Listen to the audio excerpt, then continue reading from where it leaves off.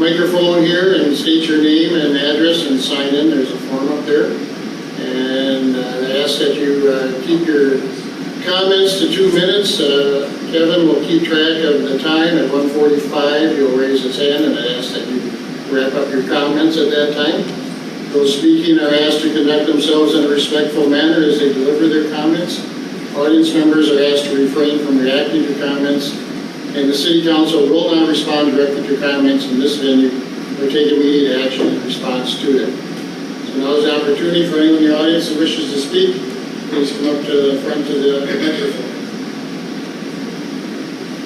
Yes, sir.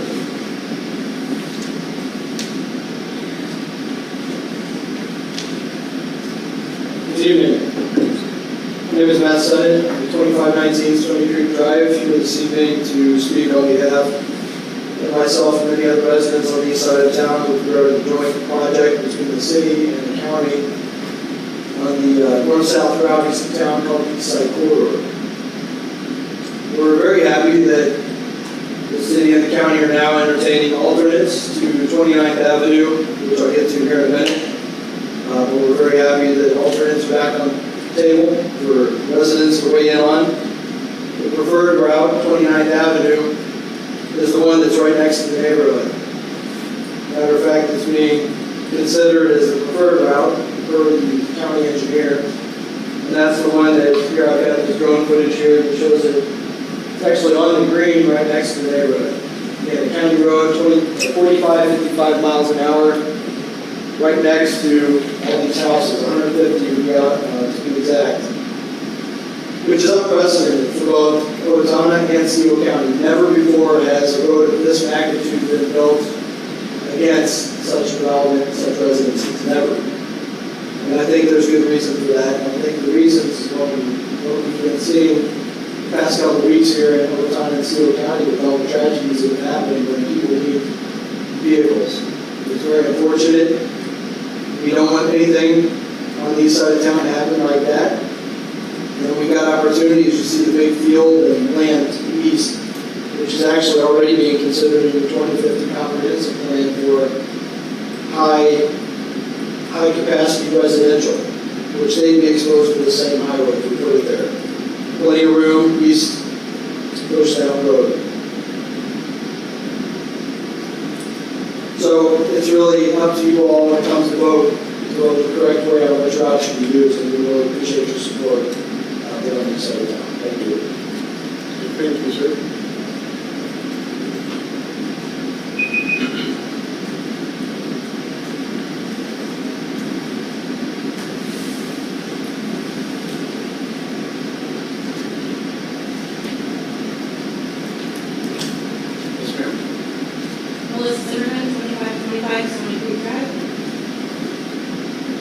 This is Anna. She's not even 2 years old yet. 2 weeks ago, Anna was struck by a vehicle while being carried through the intersection of Rose and Oak, where a crosswalk should be.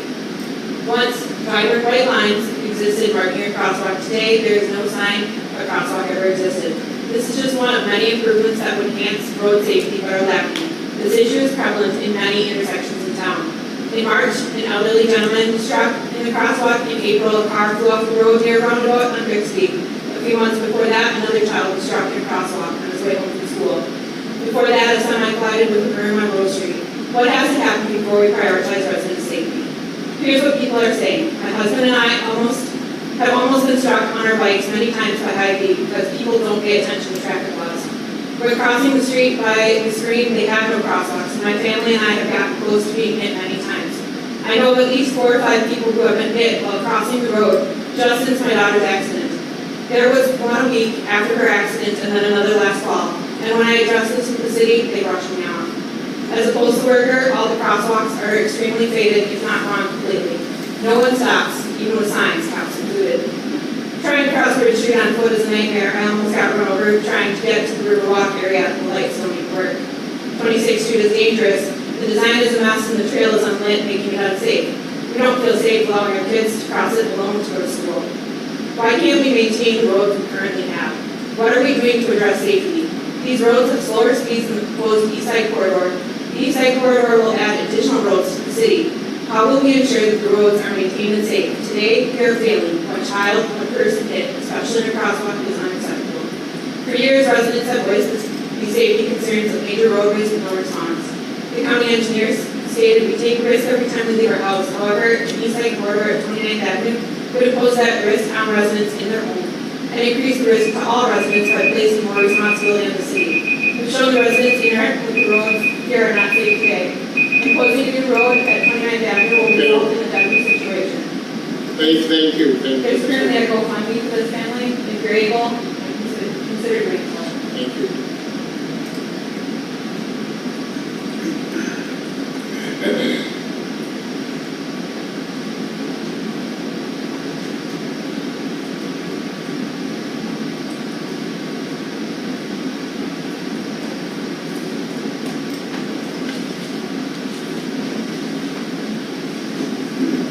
Yes, sir.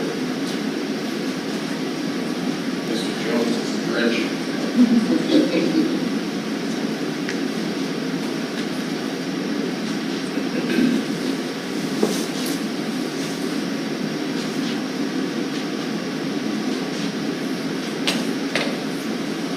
Gary Jones, 995 Bridge Road. I feel like I'm kind of a one-man thing with my clothes. It's actually an observation, just a consideration.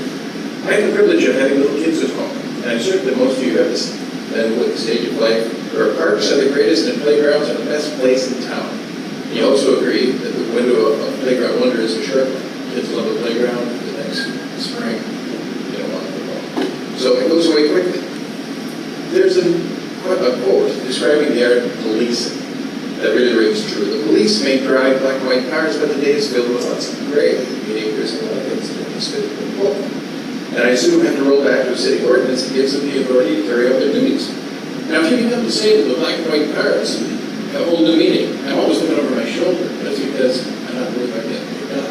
I'm worried that they're going to be there because I may need them. So if I'm crossing the street with a walker who can't get around a slippery spot, I might have some needs for the police that cannot even be imagined by somebody who just stands up and walks out of it. I used to be just like you, and now I am not. Ordinance 2316 was adapted in September 2023 to amend the Weapons and Dangerous Devices Clause of 133.01. In other words, an exclusion was made to allow the use of deadly weapons in city parks for a whole under license with the city, and the police now have the power to control what may be a deadly or dangerous activity in our parks. So 23-16 informed the police that the use of compound bows and arrows within 150 feet of a playground, disc golf course, people walking dogs, or my kids swimming with their mommy is now okay. Before this, you couldn't even knock down birds nests in a public park. That was in 133. I think this took an officer's job that had a lot of gray in it already, maybe even more gray instead of more black and white. It's not a critique. I know it's probably been discussed and it's really tight, but I think if there was any more discussion on this ordinance backing this off, it would be good. Thank you, sir. Anyone else in the audience wish to speak this evening? Yes, not, so we'll go to council comments. First up tonight is Dan. Nothing further to add. Kevin? Nothing this evening. Brent? Nothing this evening. Well, I would just like to say congratulations to all the new firefighters. It was very exciting. I like that stuff, and Ed did a really nice job. And hope they had a good, safe night wherever they went. So, thanks to them. Thank you, Doug. Nate? Nothing. Yeah. Dave? Maybe they say piece of cake before you. Nothing more to add. Mayor Tom.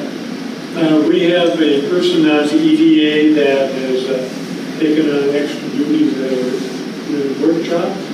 And so tomorrow there'll be a posting on our website for an EDA candidate. And we will also have a posting on for West Hills. So anybody that is interested in community service can look at our website and fill out an application for either one of them. Thank you. Those are both good groups to be involved with. Good to review being involved in the community. All right, Chris Lucy, our city administrator. Nothing's added. Okay, I just want to say congratulations to the new firefighters, and prior to our meeting tonight, we were out to the airport going over some things, and I just want to say that is a gem in our community out there. A lot of people know what there's an airport there, but they probably never taken the opportunity to look at it, and I encourage you to do that sometime because it is a very, very nice airport. So, with that being said, I'll look for a motion to adjourn. So moved. Motion by Dan, do I hear a second? Second. Second by Nate. I'm sure there's no discussion, so all those in favor signify by saying aye. Aye. Opposed? Motion carries and we're done.